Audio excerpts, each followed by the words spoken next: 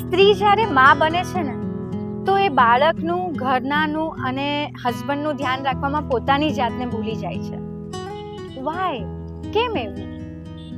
તમે ફાઇન હશો તો તમે તમારા પરિવારનું ધ્યાન રાખી શકશો. તમારે શું શું ખાવું જોઈએ મને ખબર છે, કેમ કે હું પોતે આમાંથી પસાર થઈ રહી છું. બધાનું ધ્યાન રાખવામાં મારી જાતનું ધ્યાન રાખવાનું ભૂલી ગઈ. મારું કામ, મારું કરિયર, મારા શૂટિંગ્સ, રાજવીર, હિતુ, ઘર, આ બધાનું ધ્યાન રાખવામાં, મારી જાતનું ધ્યાન રાખવામાં ભૂલી ગઈને બીમાર પડી. પછી સમજાયું કે જો હું મારું ધ્યાન નહીં રાખું તો હું મારા પરિવારજનોનું ધ્યાન નહીં રાખી શકું. તો શું ખાવું જોઈએ? પ્રોટીન વાળું ખાવાનું, પ્રોટીન યુક્ત ફૂડ. એટલે પ્રોટીન મળે દાળ, કઠોળ, પનીર, દૂધની પ્રોડક્ટ્સ. તમે રાતે પલાળી દો, બદામ, અખરોટ, ડ્રાય ફ્રૂટ્સ છે, ફાઈબર ખાઓ જેનાથી તમને કોન્સ્ટિપેશનનો પ્રોબ્લેમ ના આવે.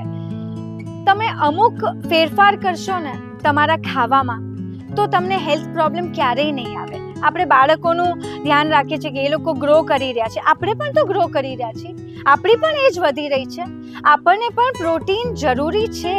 કાર્બોહાઈડ્રેટ્સ ઓછું ખાવ તો ચાલશે, ફ્રૂટ્સ બહુ બધા ખાવ. અત્યારે ઉનાળો છે તો તમે બહુ બધું લિક્વિડ લ્યો, ફ્રૂટ જ્યુસીસ લ્યો, છાશ પીઓ, વરિયાળીનો શરબત, જીરાનું પાણી. આ બધી વસ્તુઓ બોડીને હાઇડ્રેટ કરશે, તમારી હેલ્થ બહુ જ સારી રાખશે.